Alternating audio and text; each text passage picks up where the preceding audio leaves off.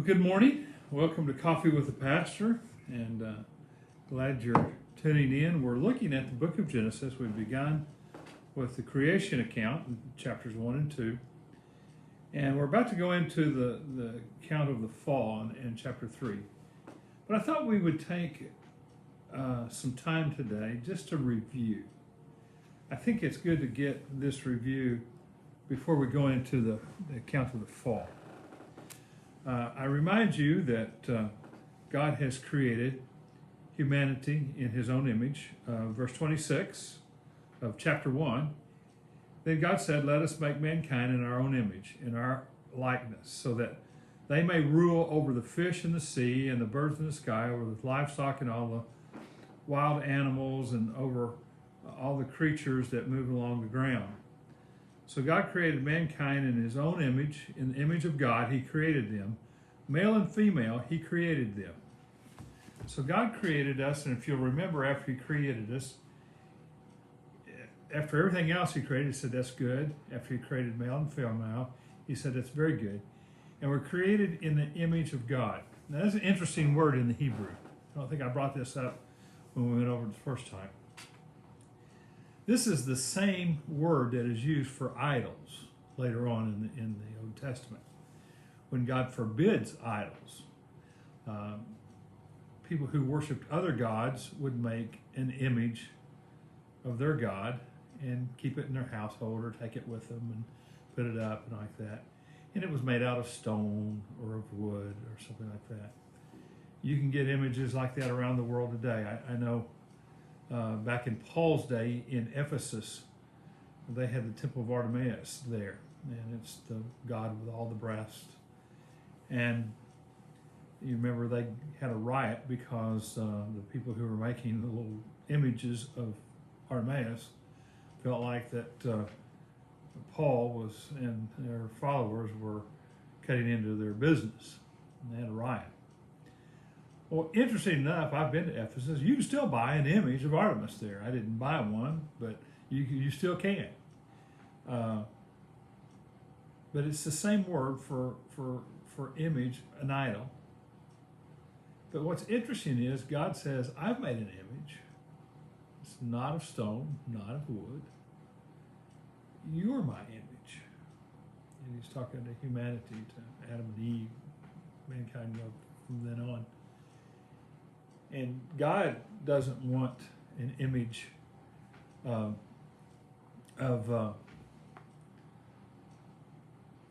stone or wood, but he wants us to be in his image. He wants us to reflect him, his love, his care, his character. He wants us to be his image. And it's kind of a neat thing. And we understand this. We know that we have the image. We have images of our parents and ancestors along. I remember a few years ago, my uncle, whom I'm claiming as having my DNA genes are going to be the same as his, because he lived well up into his 90s, almost to 100, and he and his wife celebrated 75 years of marriage. And I went to that celebration of their anniversary. And there, some of his wife and was my aunt by marriage, some of her relatives were there that I grew up with and all.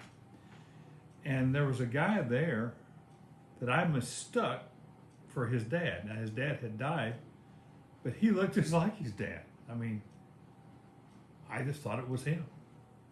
And he was actually older than his dad was when I last seen him. So, but I mean, he was the same image. And at that same celebration, one of my relatives came up to me and said, Robert, you look more and more like your dad. In fact, you sound like your dad. And all. But that's just part of what we do. We know that we pass our images on. Well, God's passed his image on to us. And he's done that. One of the things that we're to do is to take care of the animals. The word used here is to rule, but that can also mean to be tend, to take care of, to protect.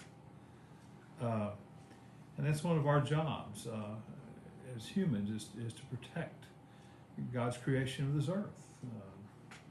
and all. So we're in his image. We were made to have fellowship with God.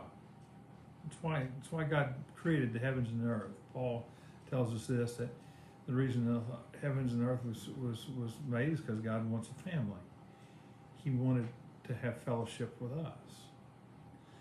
But in the Garden of Eden, which we get in chapter 2, he puts two trees. He puts a tree of life and a tree of knowledge of good and evil. We've made so much about apples and everything. None of that's mentioned. I personally think that the tree of life, according to the Apostle John in Revelation 2:7, I believe, when he's talking to the church at Ephesus, refers to having fellowship with God.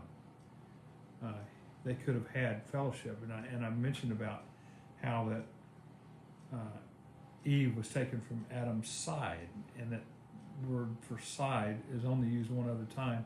It's used for the sides of the tabernacle, where God dwelt. And I think the tree of life would have been where they would have been able to have God dwelling with them constantly. And so you see the play there. But he gives two trees. And then there's a tree of the knowledge of good and evil. At the time, in the garden, Adam and Eve were neither good, they were not perfect, nor were they evil or bad, nor did they have inclinations toward evil or bad. They were innocent. And so they hadn't been tested. Now God gives them a test. He says you can choose the tree of life, where I believe he would have had fellowship with them all along, or you can choose the tree of the knowledge of good and evil, where you would know things about how to be disobedient with God. You would know how to displease God. You would know to do things beyond what God's purpose was for you. And that's the choice. And so we may ask, well, why would God do that? Why wouldn't he just give them the choice of tree of life? Well, the same reason I think most of us, if we're going to have someone to like us or to love us, we'd like it to be their choice. We don't want to have to make them. I'm sure back in caveman days that if they saw a woman they wanted, and they'd just go grab her by the hair and bring her to their cave. But most of us today, when we talk about love, we would want the other person to do that on their own. We'd want them to want to love us. Or if you have a friend, you'd want them to like you, just for you being you, and you like them and all. I think that's how God was. He didn't want to make us love him. He wanted to give us a choice. And so he has created humanity with a free will. Now, I know there's a lot of people teaching today that we don't, but why? I just don't see how you can read the first few chapters of Genesis and talk about without realizing that God's given us a choice. He obviously wants us to choose to have fellowship with him. That's how we're made. It's what we were made for. We have a capacity. All of us have a capacity to have fellowship with God, to communion with God. That's why we were made. But he says you can have a choice to do that, or you can have a choice to go disobey me and to do things that displease me. And we're going to see the choice that Adam and Eve make tomorrow in the fall, and we know that they chose the wrong tree.